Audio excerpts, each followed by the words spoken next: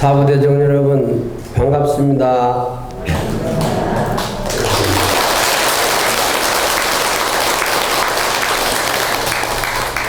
이렇게 거룩한 도량에서 훌륭한 주지스님과 대중스님들을 모시고 회장단과 그리고 신도 여러분들께서 열심히 가람을 수호하면서 수행 정진 하시는 데 대해서 다시 한번 치아드리면서 더욱 건강하시고 앞으로도 많은 수행의 발전이 있기를 거듭 축원을 드립니다. 소개해 주신 주지스님과 신도 임원 여러분 모든 분들 봉사자들께 고맙다는 박수 한번 부탁합니다.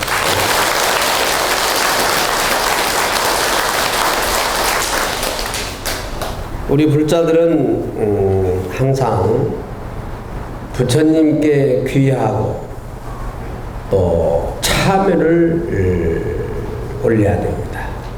그리고 발언을 세워야 됩니다. 또 부처님 법을 찬탄해야 됩니다. 그래서 언제나 늘 큰 스님들께서 하시는 말씀이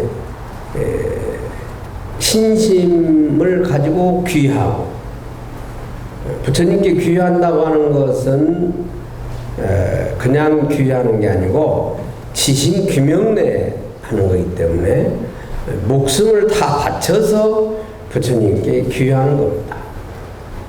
왜냐하면 부처님은 3계의 도사이시고 4세의 자부이시기 때문에 가장 인천의 큰 스승이기 때문에 부처님께 귀할 때는 모든 생명을 다 바쳐서 귀한다. 조석으로 예불 할 때 지신규명례를 하거든요. 그런데 건성으로 규명례하면 안 된다. 진심으로.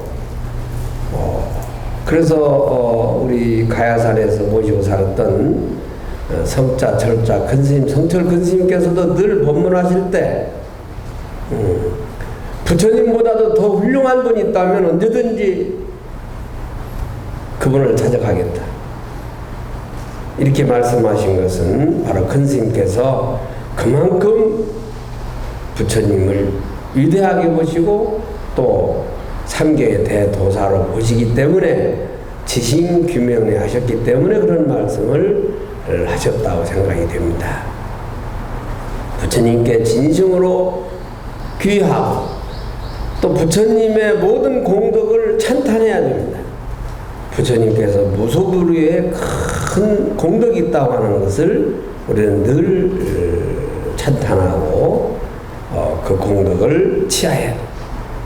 그래서 불보살님의 가표력이 위대하다고 하는 것을 늘 마음속으로 가지고 사셔야 됩니다. 우리는 평소에 숨을 한번 쉬고 내쉬고 하는 모든 이게 물론 자성불이지만 모든 불보살님의 가피가 있다. 그래서 오늘도 아침 일찍 법당에 오실 수가 있었지, 조금이라도 법당에 가는 것을 방해하는 그런 마장이 있으면 여기 못 오십니다. 애가 갑자기 아팠다든지 무슨 어른이 아팠다든지 또 무슨 일이 갑자기 생겼다든지 별별 일이 다 생겨서 기도하러 이 법당에 오실 수 없는 그런 일들이 생깁니다. 예를 들자면 그렇습니다. 그래서 모든 불보살님의 가피력에 의해서 우리는 이렇게 하루하루를 살아가고 있다고 하는 그런 부처님의 공덕을 찬탄해야 됩니다. 부처님의 공덕이나 불보살님의 가피가 아니면 우리는 어려운 일을 얼마든지 겪을 수 있고 힘들게 살 수가 있습니다만은 여러분들이 기도 정진하고 부처님께 귀한 공덕으로 그러한 마장을 이겨낼 수가 있는 겁니다. 그리고 부처님께 참여를 올려야 됩니다. 제가 지금까지 다생검내로 지어온 모든 업장을 소멸하도록 참여하는 마음을 가지셔야 돼요. 그래서 어쨌든 부처님 전에 열심히 기도하고 정진하는 사람은 불구살림전 앞에서, 불상 앞에서 뜨거운 참회의 눈물을 흘려보지 않은 사람은 참회의 의미를 진정으로 알 수가 없습니다. 그렇다고 비마에 빠져서 슬픔에 젖어서 늘 울고 있으라는 얘기는 아닙니다. 그런 과정을 겪어서 진심으로 부처님 앞에서 뜨거운 눈물을 하염없이 쏟고 그리고 부처님께 자기의 원을 발해야 돼요. 발언을 해야 됩니다. 그런 과정을 겪어서 발언을 해야만이 진정한 원을 세우는 것이지, 참회의 과정을 거치지도 않고 또 자기를 성찰하지도 않고 발언을 세우면 자기에 맞지 않는 원을 세울 수도 있고 과분한 발언을 세울 수도 있고 맞지 않는 발언을 세운다. 성취되는 발언은 성취될 수밖에 없는 원을 세워야 성취가 되는 것이지, 그리고 시간과 노력이 필요한 것입니다. 무엇이고 다 시절 인연과 그리고 때가 돼야 되는 것이지 어거지로 되는 게 아니기 때문에 큰 원일수록 시간과 그리고 노력이 필요합니다. 작은 원은 빨리 이루어질 수 있습니다. 우리가 작은 원을 세워서 되겠습니까? 정당한 발언, 큰 발언을 세우기 위해서는 부처님께 귀하고 부처님 법을 찬탄하고 부처님께 지극한 마음으로 참여하고 그리고 발언을 세워야 돼요. 제가 속리산 법주사에 처음 출가했을 때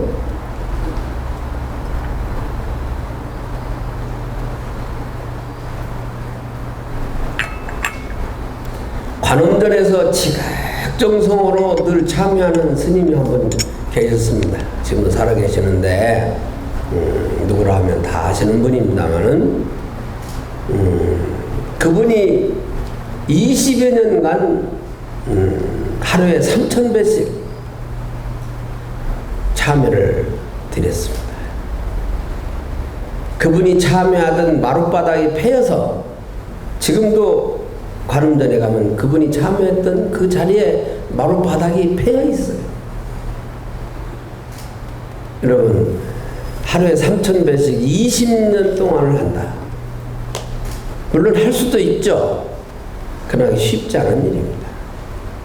나중에는 몇 배 한다는 개념이 없죠. 그냥 새벽부터 시작하면 밤늦도록 이렇게 몇 시간씩 주무시면서 참여를 합니다. 그런 부처님께 귀하고 참여를 하고 발언을 세울 때 또 많은 마장이 생겨요. 그 마장을 잘 극복해야 됩니다. 지혜롭게 그걸 잘 극복할 수 있는 힘을 가져야 돼요. 제가 천일기도를 할 때 느끼는 겁니다만, 법당의 천정에 조그마한 흙덩이 하나 떨어지는 소리가 천둥 치는 소리보다 더 크게 들릴 때가 있어요. 엄청난 큰 진동으로 공포를 엄습하는 그러한 경우도 있고, 조그마한 그런 마장이나 조그마한 시험이나 이런 것은 전부 자기 마음에서 나오는 거겠지만은 그런 과정을 잘 이겨내야 된다. 그런 것을 제대로 하지 않고 경험하지 않고 그냥 사상누각으로 모래의 바두에 집을 짓는다고 하는 것은 어불성설이에요. 있을 수 없는 일입니다. 우리 신도분들도 그렇지만 스님들도 다 그런 건 아니지만 개중에 봄, 여름 남들 열심히 일할 때 난청불에다가 가을이 돼서 이 수수하러 추수하러 갈 때 낫을 들고 나가면은 자기도 낫 들고 따라 나가요. 자기가 봄, 여름에 갖고 온 게 없는데 뭘 배러 나가겠습니까? 가을에 추수를 하려면 봄, 여름에 열심히 해야죠. 하지도 않고 가을에 남들이 추수로 가는데 남들이 장에 간다고 망태지고 따라 나가면 뭐 장에 가서 볼 일 있어요? 그런 어리석은 삶을 살아서는 안 된다. 조금 전에 말씀드린 대로 그러니까 기도하고 염불하고 할 때 오는 그런 모든 마장들을 이겨낼 수 있는 힘이 있어야 돼요. 믿음이 있어야 됩니다. 그래야 밀고 나갈 수가 있어요. 다 여러분들 겪어본 분들은 다 알 거예요. 비마나 희마나 계속 슬퍼서 눈물을 흘릴 수도 있고 기뻐서 싱글싱글 웃을 수도 있고 화장실을 가도 뭐 향내가 계속 나는 때도 있고 많은 이루 헤아릴 수 없는 그런 시험들이 따르는 거예요. 그걸 극복해내야 돼. 환청도 들리기도 하고 누가 부르는 소리도 들리기도 하고 천사의 소리도 들리고 그러한 것들을 잘 이겨내야만이 대도를 성취할 수가 있다. 그래서 불보살님께 늘 부처님께 귀하고 부처님 법을 찬탄하고 부처님께 참여드리고 발언을 세워야 된다. 그런 과정을 겪어서 세우는 기도는 그러한 신행은 성취되지 않을 수가 없는 거예요. 그런데 조금 전에 말씀드린 대로 하지도 않고 그냥 남들이 오니까 같이 왔다가 그냥 적당히 밥 한 끼 먹고 집에 가고 그리고서 가을 돼서 남들이 추수로 갈 때 같이 낯들고 뭘 추수로 나가느냐 이 말이에요. 무슨 곡식을 배울 수가 있겠어요. 자기가 심어놓은 게 없는데 콩 심고 팥 심고 그대로 나오는 거예요. 우리 신도분들께서는 이런 과정을 잘 통해서 늘 신행생활을 하시고 또 우리 불자들은 오늘 제가 조금 전에 들어오면서 말씀을 드렸지만 제가 이 선센터를 처음으로 오늘 여러분을 뵈러 왔습니다. 부처님께 죄송스럽고 부끄럽습니다만은 또 제가 또 소임을 맡기 이전에도 뭐 종혁의장이다 뭐 총장이다 이렇게 할 때 제가 여기를 오면 부담스러워하니까 제가 또 참배를 할 수가 없습니다. 그래서 잘 오지도 못했는데 전주지 단흥스님 계실 때도 제가 성가대 총장이었으니까 성가대학 졸업하셨던 스님으로 해서 잘 알지만 제가 한 번도 와보지를 못했어요. 와서 보니까 웅장하게 잘했는데 느낌상 이 법당이 좀 더 컸으면 좋겠다 하는 생각도 좀 들고 좀 한두 칸 더 앞으로 늘려서 잘 됐으면 좋겠다 하는 생각이 드는데 도심 속에서 이러한 법당만 해도 얼마나 좋습니까? 그죠? 하도 지금은 대형화되는 추세인데 중국 불교가 세계적 그 불교사에서 말씀이 좀 중언부언됩니다만 중국 불교가 차지하는 비중이 엄청납니다. 그러던 게 근래 이제 1900년도 개화기 들으면서 전후해서 많은 이제 우여곡절을 겪어서 침체됐다가 근래 다시 중국 불교가 엄청나게 발전하고 있습니다. 제가 약 30년 동안을 제가 중국을 다니면서 중국에 한 70-80번 이상 갔을 거예요. 얼마 전에도 한국, 일본, 중국 삼국 불교대회도 하고 또 우리 스님들 우리 한국 불교의 종단 그 협의회라는 게 있는데 약 30여 개 종단이 등록되어 있습니다.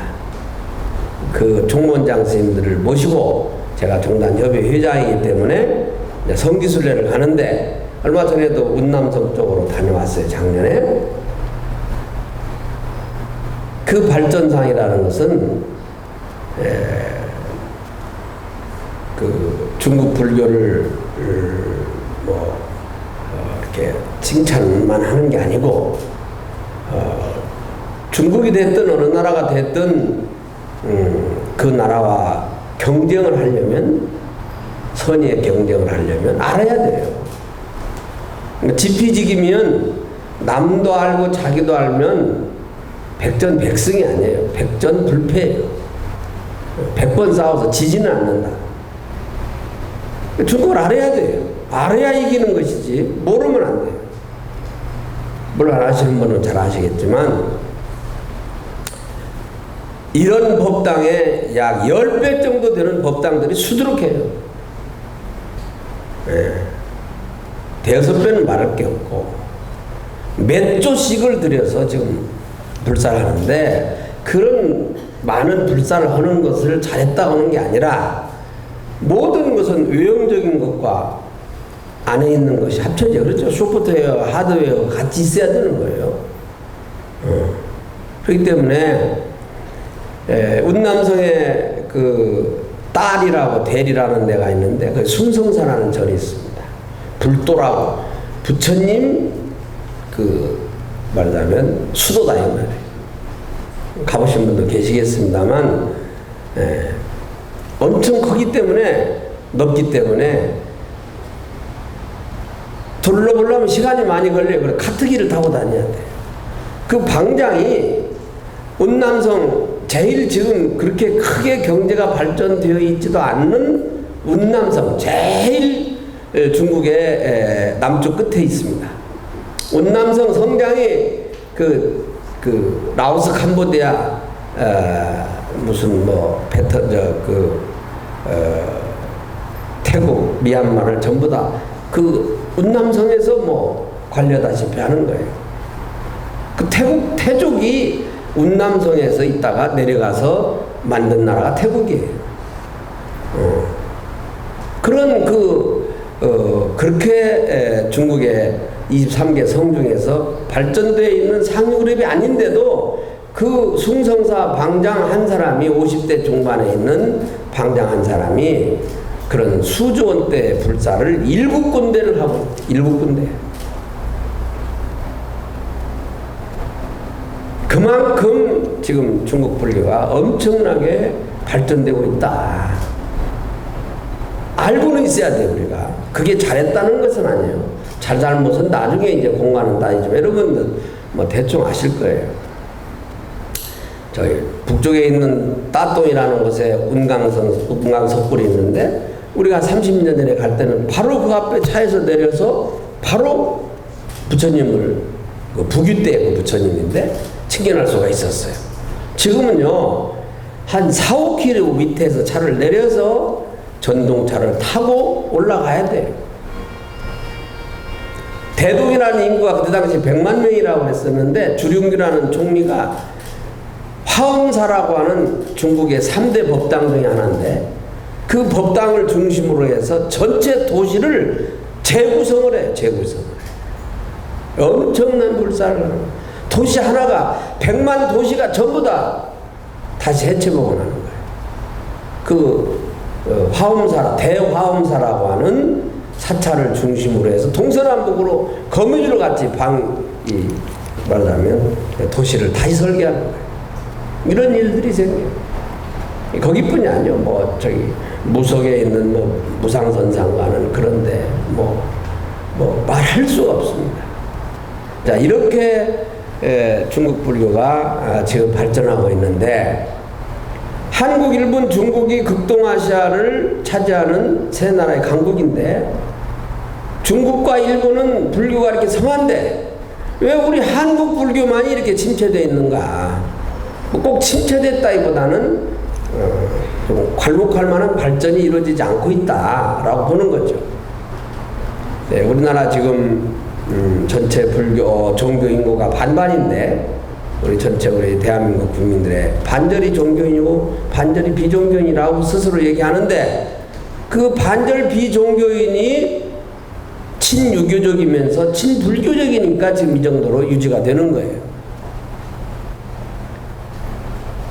오늘 또 제가 거사님들 이렇게 인사를 해서 오셔서 참 반가웠는데, 언제부터인지 우리 한국 불교는 거사님들은 한 그 쌀에 뉘가 끼듯이 그저 100이면 한둘 10명 뭐 이렇게 비교적 조금 많으신데 앞줄만 좀 앉아 계시지 별로 또 많지는 않고 저쪽으로 좀 많이 계시는데 정말 고무적인 일입니다. 종교를 실질적으로 종교성을 우리 여성분들이 가지고는 있지만 큰 공부를 하는 분들은 또 남성들이 많았어요. 그런데 우리 한국만 이렇게 침체돼요. 그게 500년 동안 유교라고 하는 이 찌든 때 쩔어서 이 DNA에 그게 지금도 배어 있는 거예요. 에이, 저는 뭐 여자나 가는 것이지 뭐 남자가 가는 것이 아니다. 그러니까 조선 500년 동안 유학자들이 자기들은 안 가면서 불교를 밖으로 비방하면서 안 식구들은 다 갔어요. 또 부처님께 복을 빌고 가정이 잘 되기를 바라는 건 보살들이 하는 거니까. 역대 왕들이 자기들은 안 했지만 왕비들이 다 다녔다는 거예요. 궁녀들이 다니고 눈 감고 아웅한 거예요. 그래도 그렇게라도 하는 것이 다행이에요. 자, 중원본 제가 말씀을 드리는데 제가 늘 안타까워서 하는 얘기입니다. 우리 이 목동선센터를 전 원장 선생님들께서 잘 지으셔서 역대 주지 스님들이 잘 관리해서 이 정도로라도 해준 것은 정말 고마운 일인데 지금 생각하면 좀 더 크게 잘 더 지었으면 좋았을 텐데 하는 아쉬움이 있다는 말씀을 드리면서 이것이라도 얼마나 감지덕지한가 이렇게 생각을 합니다만은 일본 전체 국민의 90% 이상이 불자입니다. 뭐 거의 100%가 불자죠. 1억 3천만 인구에 뭐 200만도 안 됩니다. 기독교 가톨릭 합쳐서. 그래도 추기경이 둘인가 셋이 있어요. 우리는 전 세계에서 로마 교황청에 갔다가 주는 뭣도 많을 텐데 겨우 콩쿠르베 참석도 못하는 추기경 하나 주고 있고 이런 부당한 대우를 받으면서도 왜 우리나라 사람들이 그렇게 추종을 하고 있는가. 중국과 일본이 그렇게 불교가 발전하고 있는데 엄필칭 지금 중국은요 스님들이 약 40만 명 추종합니다.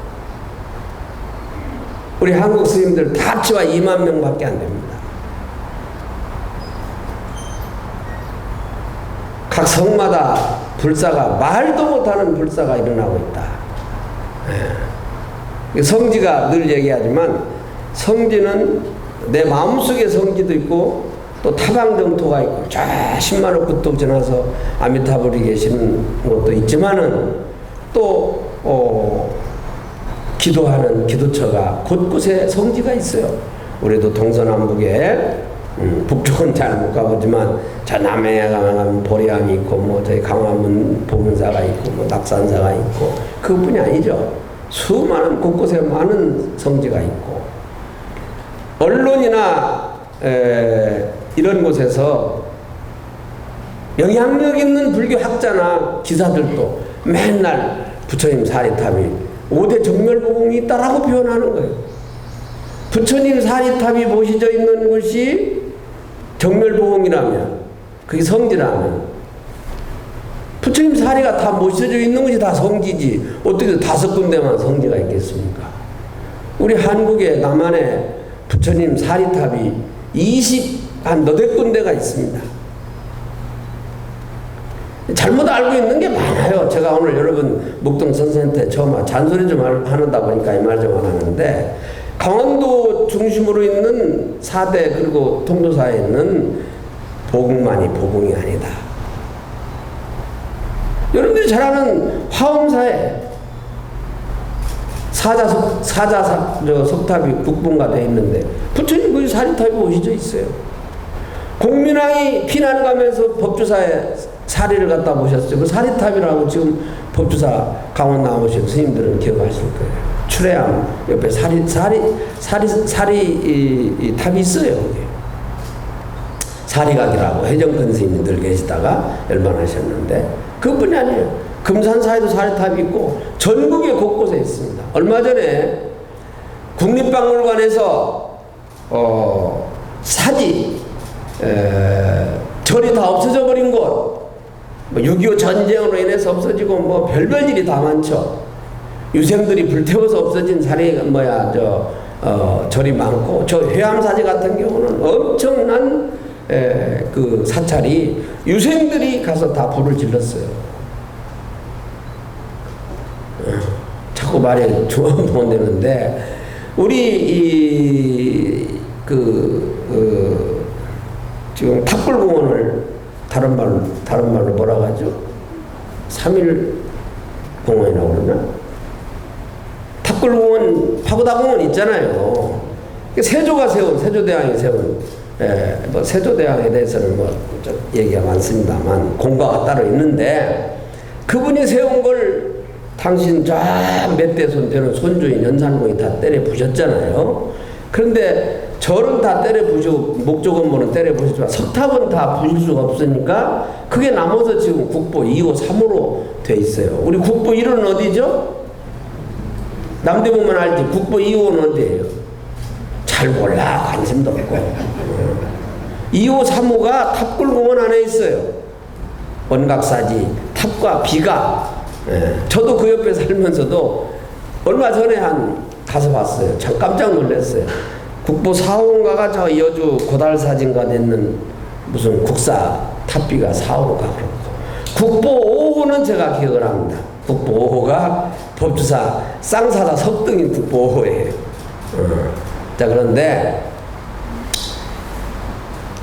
그렇게 해서 연산군 같은 그런 폐륜아들이 나와서 사찰을 전부 다 폐쇄시키고, 그래서 사대문 안에 절을 전부 다 폐쇄시키고 없애버린 거예요. 지금 현재 서울 시내에 있는 모든 고찰은 옛날 동서남북 사대문 밖에 있었던 사찰입니다. 그게 지금 다 서울시가 돼가지고 돼 있고, 해방 전후에 그 일정 때 이제 조계사를 시내에 세웠기 때문에 조계사가 있는 것이지, 왜 스님들 사찰은 다 산에만 있으니까, 산에만 있는 게 아니라 산에만 있는 게 남은 거예요.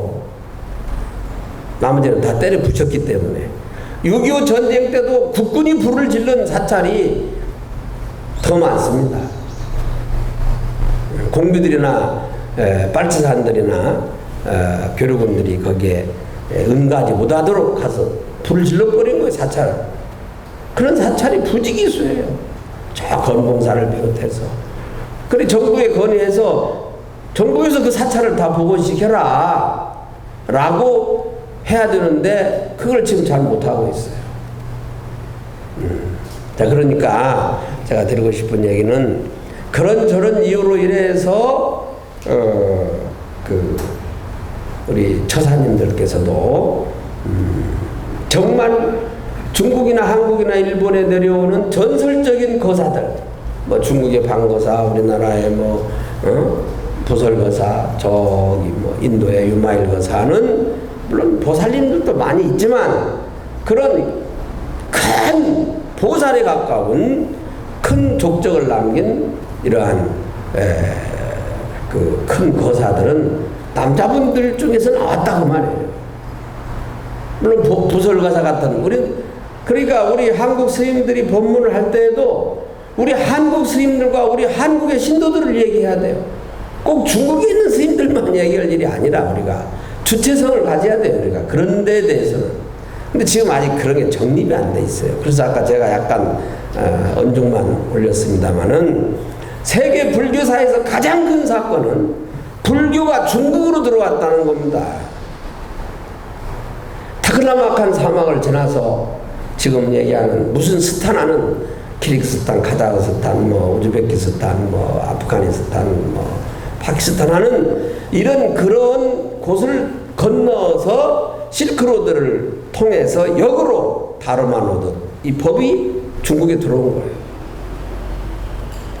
그래서 그 스탄이라고 하는 나라들이 있는 오아시스 국가에 있던 중국말을 알고 인도말을 알았던 분들에 의해서 불서가 경전이 번역이 된 거예요. 그 중에 최고의 번역가는 구마라집을 우리가 얘기를 하는 겁니다. 이 구마라집이 했던 게 구번역이고 신번역, 새로운 번역을 현장법사로 치른 거예요, 중국에서. 그런데 중국인들은 중화사상이라고는 사상, 중국이 전 우주, 전 지구의 중심이라고는 생각을 가지고 있기 때문에 구마라집보다도 현장을 더 선호하고 달마대사보다는 육조 해명대사를 더 치는 거예요. 우리도 중국을 통해서 불교가 들어온 건 맞지만 그 이전에 직접 인도에서 들어온 불교가 있다 이 말이에요. 우리가 잘 아는 호황우께서 기원 전후로에서 인도에서 불교를 가지고 가야국에 왔다. 다는 사실인데 우리가 그걸 인정을 잘 않잖아요. 그 호황우가 가락국에 장유대사하고 와서 불교를 전했다고 칠불이 있고 다 그렇게 장유사가 있고 김해 쪽에 가야 불교가 있다고 있는데 그걸 인정만 해도 벌써 우리 불교는 우리 한국에 2000년으로 올라가 1700년이 아니에요. 기원 전으로 올라가서 중국하고 같은 시기에 불교가 들어온 거고 200~300년 후에 고구려에 불교가 들어올 때 비슷한 10여 년 사이에 파키스탄, 지금의 파키스탄, 옛날 인도죠. 계셨던 마라난타 스님이 직접 중국을 통해서 백제 땅 법성포 하면 뭐가 유명해요? 굴비라고 하지 말고 그 마라난타사가 있어요 지금. 그리고 그때 세워졌던 불갑사가 지금 있습니다. 그리고 이낙연 총리 고향이 그쪽인데 그래서 법을 가지고 온 성인이 들어오셨다 그래서 법성포예요. 마라난타 스님께서 오신 거예요. 제가 다른 말씀을 드려야 되는데 이렇게 조문부원하다 보니까 그 서기 384년에 마라난타 스님께서 인도에서 직접 오실 때에 인도 쪽에서 성행했던 불교가 바로 유식학이에요. 유식학. 미륵부처님을 숭상하는 작은종, 법상종이라고 우리나라 법상종이라고 합니다만 현장법사가 서기 700년도에 600년도 중후반에 인도에 가서 세계적인 나란타 대학에 가서 거기서 불교를 공부해서 그때 유식을 배워가지고 중국에 와서 서안에 유식학을 선포한 거예요.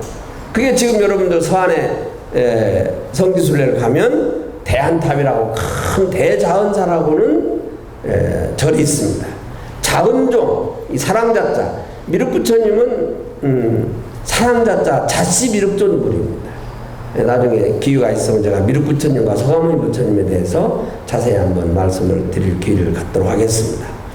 그래서 그 자은종이 700년 정도 돼가지고 우리나라 원측선사가 또 가셔서 현장법사, 규기선사, 원측선사를 사마상으로 그 큰교사에 모시고 있습니다. 그런데 이미 그보다도 250년 전에 이미 마라난타 스님 백제에 미륵불교를 전했다 이 말이에요. 유식학을 전한 거예요. 그래서 백제 불교가 미륵종교입니다. 미륵부처님 종교예요. 미륵불을 숭상해요. 그래서 백제 쪽, 옛날 백제 쪽이 미륵사지가 있고 지금 그 미륵부처님을 주로 모시면서 수행했던 게 법상종인데 그 법상종 종찰이 바로 김제 금산사가 여러분들도 가시지만 법당 안에 우리나라 신레불로 제일 크신 약 12m 되는 부처님이 안에 계시는 거예요.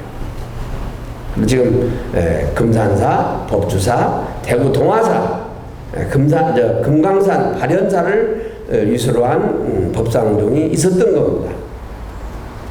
대구 동화사는 미륵부처님을 주로 모시는 팔공산이 그게 미륵도량인데 약사도량으로 변해가지고 문제가 지금 좀 제대로 규명을 해야 돼요. 자, 어쨌든 제가 말씀드리려고 하는 것은 그러한 모든 그런 불교 전례뿐만 아니라 이런 것들을 잘못 알고 있고 잘못 하고 있다. 그래서 우리나라 거사 하면은 승속을 막론하고 가장 훌륭한 거사님은 부설거사인데 그 부설거사가 살았던 것이 전라북도 김제 성덕이라는 것입니다. 지금 우리 불용사 회주로 있는 정우 스님 고향이에요. 거기가 바로 우리 이웃문인데, 그러나 그분들은 원래 신라 스님인데 만행 나왔다가 거기에서 정착을 하죠. 그래서 묘화부인하고 결혼해서 스님인데 부설거사가, 그래서 아들 남매를 낳고 살았다. 그런데 그분들이 가정을 가지고 살았지만 스님들뿐만 아니라 거사들 중에서는 가장 훌륭한 수행을 했다.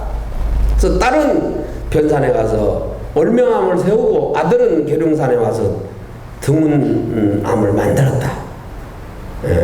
그래서 그 부설거사가 지금 그 마을이 부서를 이렇게 중간에 늘리다 보니까 부서울이라는 마을로 지금도 변해가지고 있어요. 부서울이라는 마을이. 그래서 조금 전에 말씀드리는 건 우리 한국의 스님들, 한국의 거사님 사부시라고 해서 부설거사 지은 그 시가 있습니다. 그런 것을 제대로 알아야 되는데 중국의 방거사가 어떻고 맨 중국의 마조 도일이 어떻고 그냥 그분들 얘기만 하는 거예요. 그러나 알아야 되니까 그것도 알아야 돼요. 영향을 많이 받았으니까 독자적인 것도 있다. 그래서 중국의 육조 해능대사가 만든 그 법문을 육조 단경이라고 붙여주지만 우리나라에서는 원유 스님이 말씀하신 걸 외국에서는 경이라고 이름을 붙여줘요. 우리나라에서는 그걸 안 해요. 그런 것들도 우리가 정립을 해야 됩니다. 자, 오늘 제가 조원부 말씀을 드렸지만 우리나라 스님들도 말씀을 많이 하셨는데 중국이 하도 불교가 발전을 많이 했으니까 중국 얘기를 더 하는 거예요. 팔일성 해탈문이라는 곳에서 참선, 우리가 이제 큰 스님들이 늘 얘기합니다. 참선, 연불, 간경.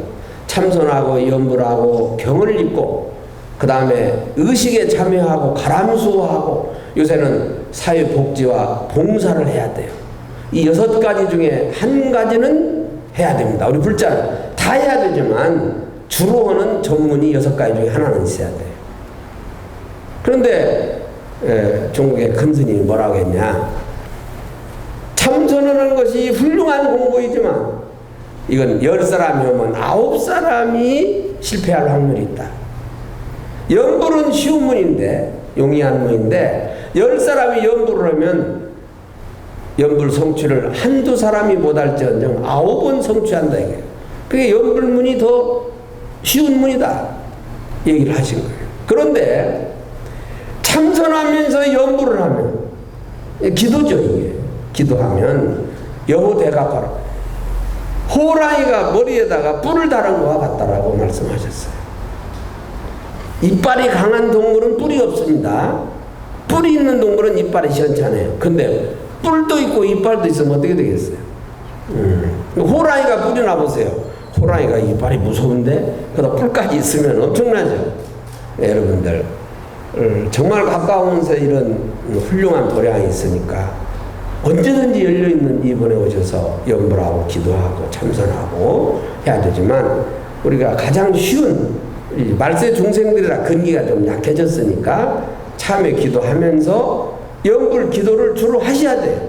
힘을 얻어서 참선을 하셔야 됩니다.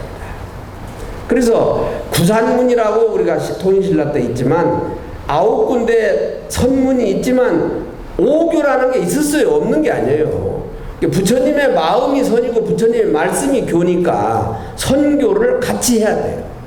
선만 해서도 안 되고 교만 해서도 안 돼요. 같이 병해요. 쌍수를 해야 됩니다. 그래서 부처님의 지혜도 배우지만 부처님의 복도 함께 받아야 돼요.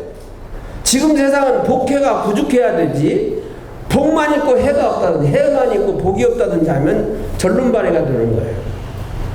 그래서 동남아시아나 인도를 중심으로 한 이쪽은 고행상이 주로 되어 있는 지혜를 닦는 그런 부처님 상이 많지만 이 동북아시아의 대승불교권은 원만상, 부처님이 공덕을 성취하신 이런 원만상을 우리가 모시는 거예요. 라오르 박물관에 있는 고행상도 중요하지만 고행만 해서 되겠어요? 우리가 잘 살려고 종교도 하고 부처님도 믿는 거 아니에요. 잘 살기 위해서는 일단 복을 구족해야 되는데, 그래서 복과 지혜를 구족해서 양족을 두 가지를 함께 갖춰서 양족존, 부처님을 양족존이라고 그래요. 귀불 양족존하는 게 부처님은 지혜와 복덕을 구족했다. 그렇죠?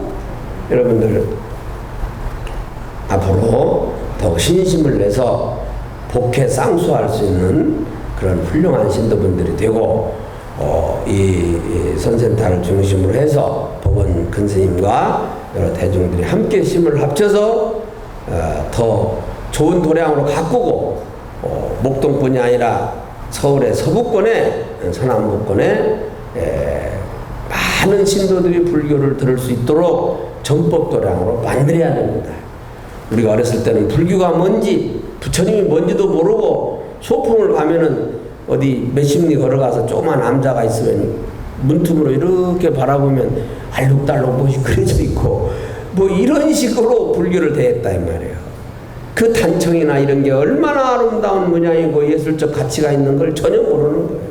선생들도 모르니까 선생들도 가르쳐줄 생각도 못하고, 한용운이 스님이라는 얘기를 우리는 20살 넘어서 우리가 스스로 알았지, 학교에서 뭐 알 수 없어요 뭐라고 맨날 시만 가르치지, 한용운 선생이라고 그러지 한용운 스님이라는 말을 한 번도 들어본 적이 없어요.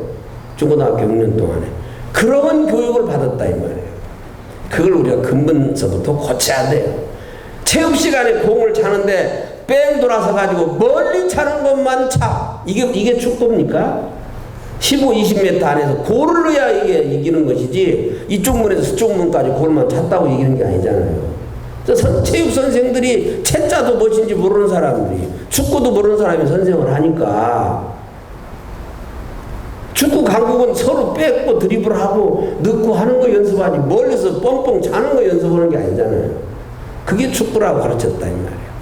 예를 들어서, 그러니까 우리가 불교도 지금부터 하나하나, 청당 큰 스님께서 종단 정화 30년, 스님들 정화 30년, 신도 정화 30년, 100년을 앞으로 해야만이 우리 불교가 바로 설 수 있다. 근데 이제 겨우 반절 넘어가는 겁니다. 앞으로 열심히 노력해서 조선조 500년간 핍박받았던 우리 불교가 다시 원래 자리를 돌아가서 중국과 일본과 함께 나란히 어깨를 하고서 할 수 있는 그날까지 열심히 정진해 주시기 바랍니다. 성불하십시오.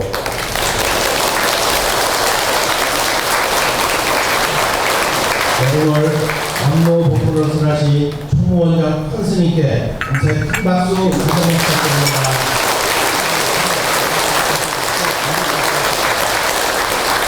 잠시 장례